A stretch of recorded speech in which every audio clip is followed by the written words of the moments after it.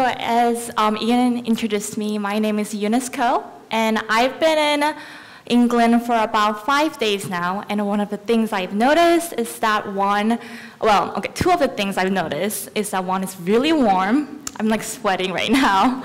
And the second one is that I stick out in a crowd because I do not look or sound like a British.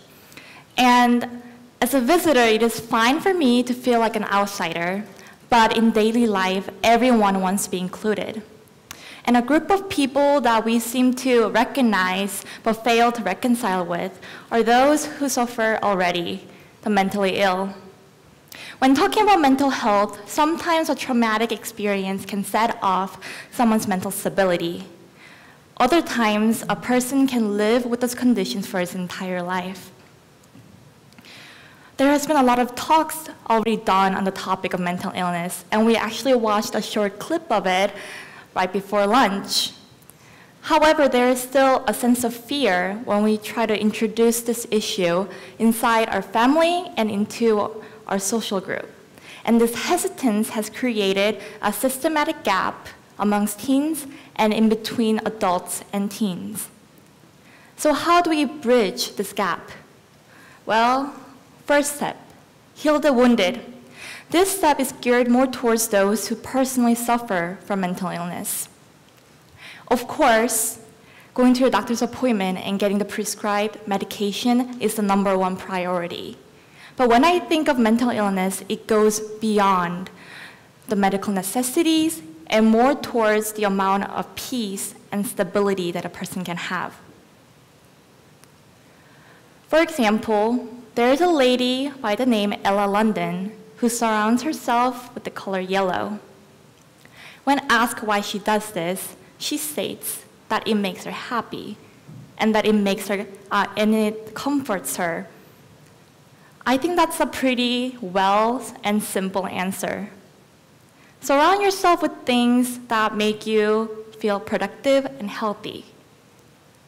In fact, on the plane ride to UK, I read that the human mind only allows up to 5 people that we can build close relationships with. So you might know 100 people, but there are only 5 people that can truly impact you in your life. So regarding that, it is very important for you to cut off toxic relationships to make room for healthier ones. My second bit of advice is to take rest. Now, this might sound very unrealistic because we take on a lot of responsibilities. And especially for teens, we feel like we have to choose between achievement and rest. And there's a lack of time of sessions available for students. However, a lot of schools accept medical leave, whether for physical or mental needs. And also, there is a variety of educational pathways that you can choose from, such as Running Start, which is available in US, and online schooling and homeschooling. So do not feel ashamed to take care of yourself first. The second step to bridging the gap is to remove the stigma by learning. I think this is the most important step because one of the obstacles when talking about mental health is a sense of awkwardness that we feel. And this hesitance stems from the stigma that has been put on people who suffer from mental illness. In order to combat this, we have to educate ourselves on what mental health actually is.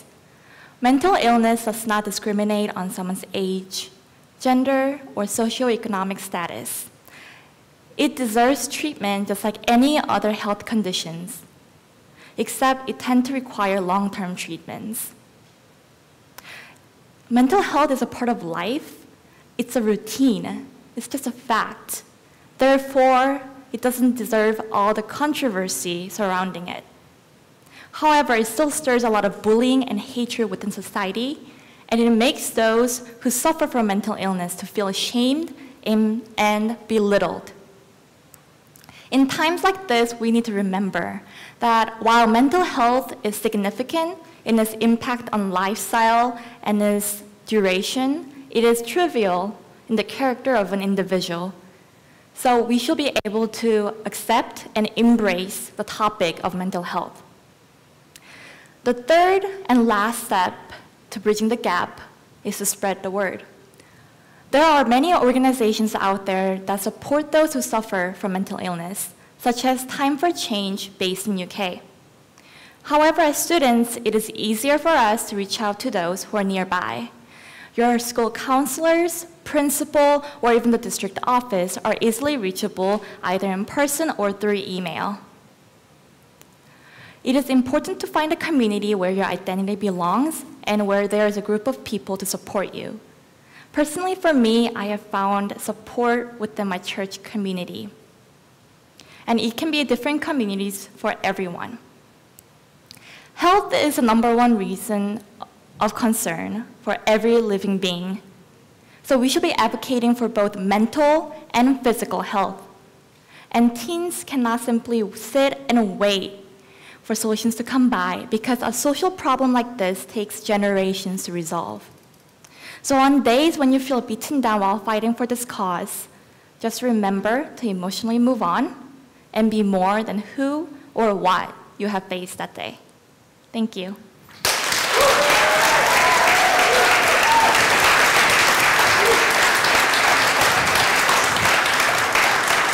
Well done. Thank you. So was it worth coming all the way over from Washington State? Yeah, it was quite nice, and the tour around like England in general was. So you've had a little tour of England as well? Yes. As opposed to just Harlow? Yeah. Yeah. Okay. Okay. Oh, this is. So what have you seen? My mom and I went to Cambridge. We stopped off at the Liverpool Street Station and walked around London. Yeah. And we took a tour bus down to like Paddington Station as well. Okay. So, all the stations. Yeah, but on the day that we were on the tour bus, it was there were protesters on the Parliament building, so the roads were closed off, so we need to take a detour. Yeah, the American embassy sent a message that if you're American, just keep a low profile. Oh, was it? Okay, well. Yeah. An incredibly important, the topic that what made you choose that topic in particular? I have friends who suffer from mental illness personally, and I think throughout my life, I have experienced some events that have been a bit traumatizing, and even though I didn't get a practical medical diagnosis or anything, I know everyone in the world goes through phases where they feel down, or when they feel like they're very depressed, or something like that. And I feel like this is a very relatable topic. And I know there's a lot of TEDx talks done on this, but we still hesitate before talking about it within our community. So you're keen to break the stigma that we mentioned before. Yeah. I'd say I've got 3 children. My message to them is make sure you are mentally healthy, physically healthy, educated and happy, and in that order. That's the message that I show. Okay. When you have children one day, what would be your message to your children as they set off in the world, in a world of challenges and stresses? Children. Yeah. Or a message to I guess our children. I've realized that everyone talks about how the people that you surround yourself with is very important to your mental state, but I've also found the time that you spend on yourself is very important as well, and perhaps not as well talked about, such as people talk about meditation, or like just sitting in a cafe, just like not doing anything, just reflecting on your life. I feel like that's a pretty good way. Just sitting there, taking space, taking time, taking a breath, seeing nice things, treating yourself, and just pausing. Excellent advice for all of us. Thank you, Eunice. Thank you very much. Thank you. Well done.